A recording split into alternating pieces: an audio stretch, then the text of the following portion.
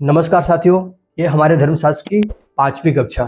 लगातार हमने अभी तक 100 प्रश्नों का अध्ययन किया। अब इससे आगे की ओर हम लोग बढ़ करके आने वाले प्रश्नों पर हम चर्चा करेंगे।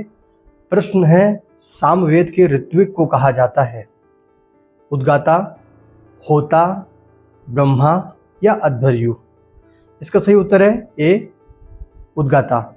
सामवेद के ऋत्विक को उद्गाता कहा जाता है। अगला प्रश्न है, प्रज्ञानम ब्रह्म किस वेद का महावाक्य है? यजुर्वेद, सामवेद, ऋग्वेद या अथर्ववेद? इसका सही उत्तर है सी, ऋग्वेद। प्रज्ञानम ब्रह्म ऋग्वेद का महावाक्य है। अगला प्रश्न है, जैन तीर्थ कौन सा है? लुम्बिनी, श्रावस्ती, कुशीनगर या सारनाथ?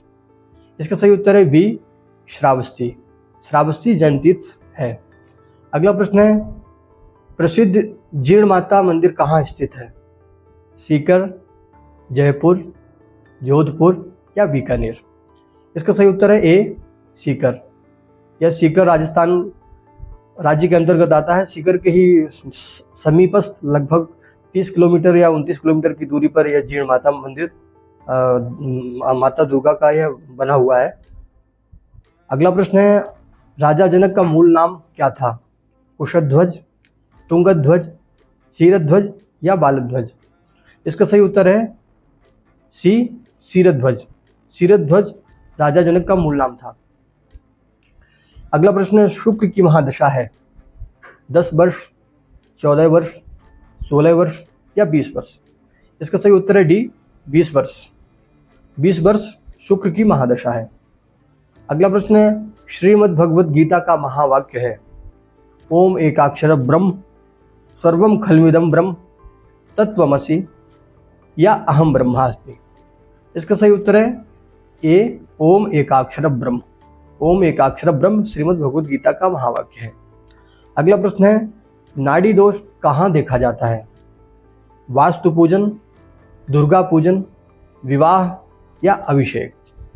इसका सही उत्तर है सी, विवाह। नाड़ी दोष विवाह में देखा जाता है। अगला प्रश्न है, यावत जीवेत सुखम जीवेत किस दर्शन का सिद्धांत है?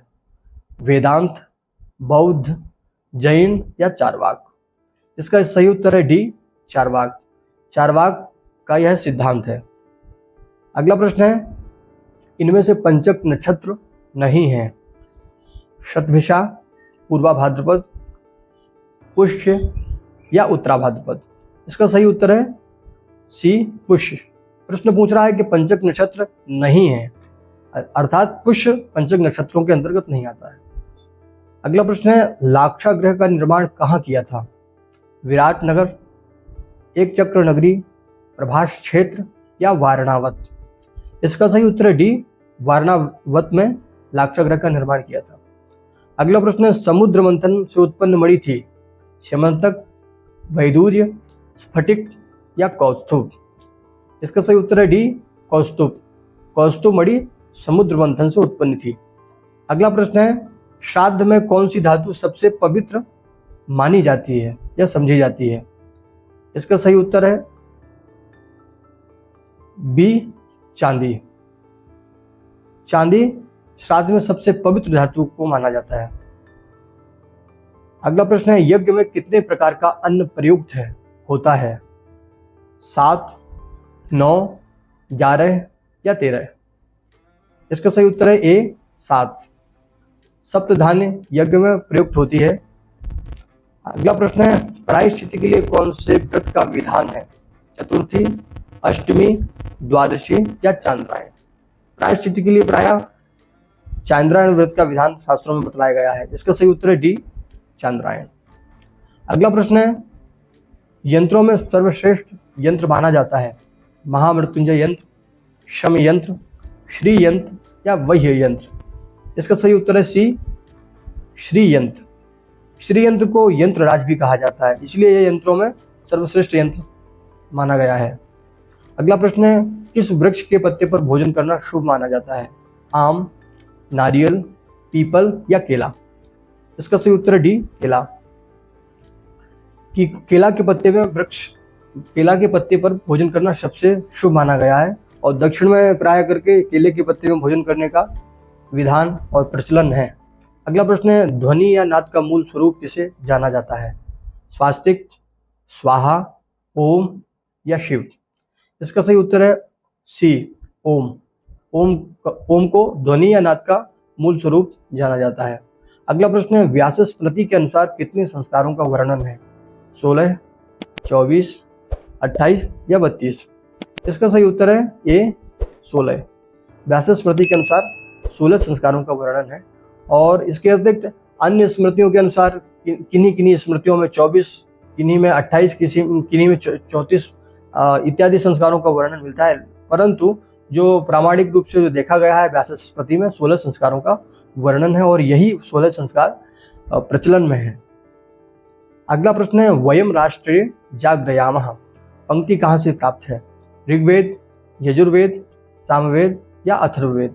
इसका सही उत्तर है बी, यजुर्वेद। यजुर्वेद वयम राष्ट्रे जागृयामः यह पंक्ति ली गई है यजुर्वेद से। अगला प्रश्न है, काल गणना के अनुसार छोटी गणना कौन सी है? त्रुटि, मुहूर्त, अहोरात्र या काष्ठा? इसका सही उत्तर है ए, त्रुटि। त्रुटि काल गणना में सबसे छोटी काल गणना बतलाई गई है। अगला प्रश्न है, गायत्री मंत्र कितने पादों में वर्णित है? 2, 3, 4 या 5? इसका सही उत्तर है बी, 3। 3 पादों में गायत्री मंत्र वर्णित है, इसको त्रिपदा भी कहते हैं।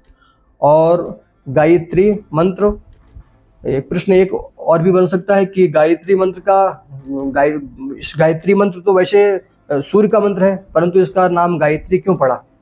तो इसमें 24 अक्षर है और इस 24 अक्षर का जो स्वरूप बतलाया गया है, 24 अक्षरों का जो गणित किया गया है, तो 24 अक्षर का गायत्री छंद में 24 अक्षर होते हैं, उसके अनुसार इसका नाम गायत्री मंत्र पड़ा। अगला प्रश्न है, सभी ग्रंथों का सार किसे कहा जाता है? रामायण, गीता, वेद या रामचरितमानस? इसका सही उत्तर है डी, रामचरितमानस। छयों शास्त्र सब ग्रंथन को यह रस, और नाना पुराण निगमागम सम्मतम यद। अगला प्रश्न है, ज्ञान, कर्म एवं भक्ति का वर्णन मिलता है भागवत, रामायण, गीता या उपनिषद? इसका सही उत्तर है सी, गीता। अगला प्रश्न है, वेद के अंतर्गत जिस भाग में मंत्र की व्याख्या है उसे कहते हैं ब्राह्मण, उपनिषद या स्मृति या आरण्यक? इसका सही उत्तर है ए, ब्राह्मण। धन्यवाद साथियों।